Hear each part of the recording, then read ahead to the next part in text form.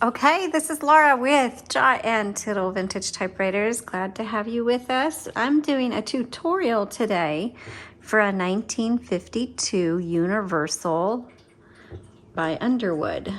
And this is it right here. So if you want to watch a typing demo, then there'll be a link in the description below, but this is for the tutorial.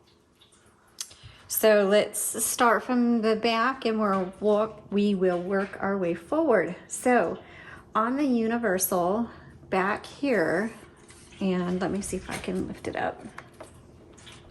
Go. Here's your margins, okay? And you just press. It's easier when it's down. Let me put it down. You just press and drag. And you can, there's a little arrow right here. Let me see if you guys can see that. Can you see you moving? So there's a little arrow there that shows you where your margins are. Okay. So then you just move your margins where you want.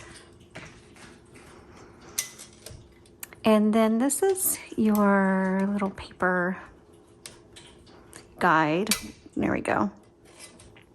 So like if you have a smaller piece of paper that you want to kind of put in evenly, then you just pull this guide over, like if you're going to do a little postcard or something like that. But otherwise standard paper just kind of fits over there. Okay, on the right side, you're going to find your paper release, and that releases the tension on your paper. This area right here is your carriage. You have your platen. This is your kind of your paper holder. This is your carriage release lever right here and right here. So you just press that down. That releases the carriage. And then this bell doesn't work very well, but on yours you should be able to hear that bell when it gets to your margin. And then your typewriter is actually going to stop right at that margin, and so then you have to hit your return handle. Or if you're stopped at the margin and you're in the middle of a word, you have a button down here called M that says MR. It's right here on the right side, and you just press that down. That releases the margin and you can keep going. All right.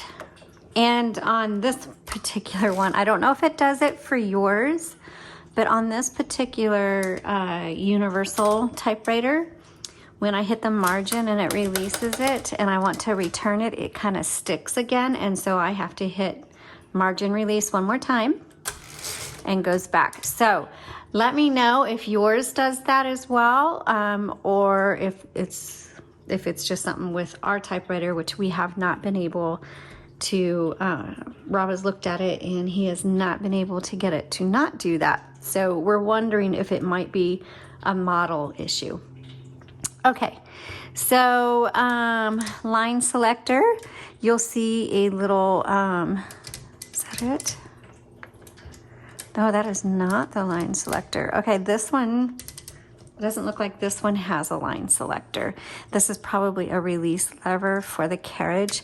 I don't touch those. That's something that I let my husband do, because the last thing I want to do is take the platen out or release the carriage. I mean, in terms of moving it off, because I don't know how to put it back on.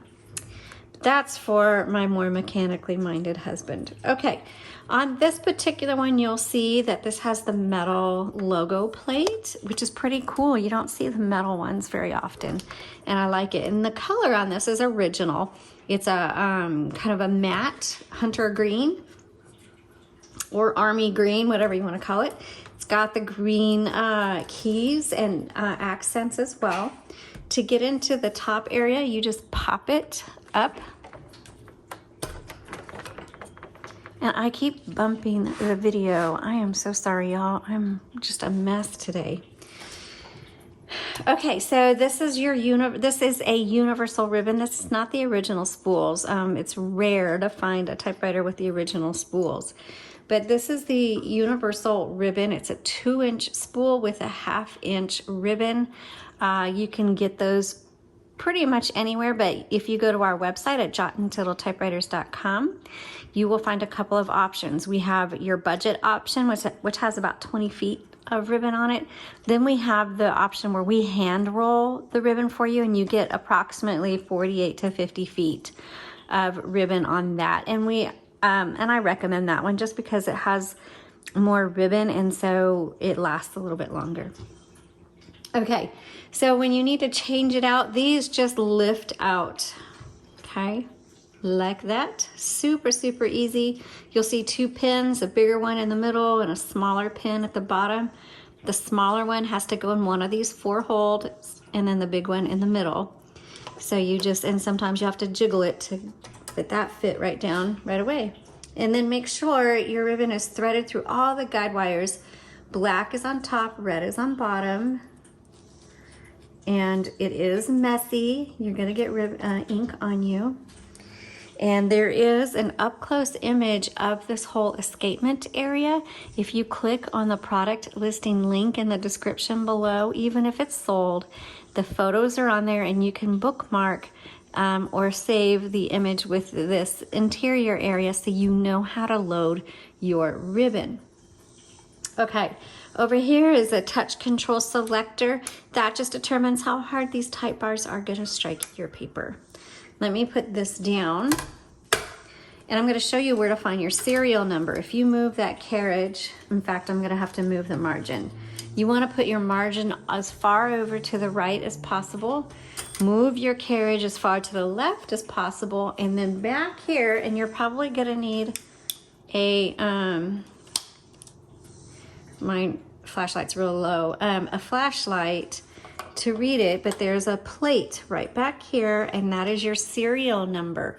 So again, it's gonna be in the back on the right side. And then you can go to like typewriterdatabase.com and look up your date of manufacture.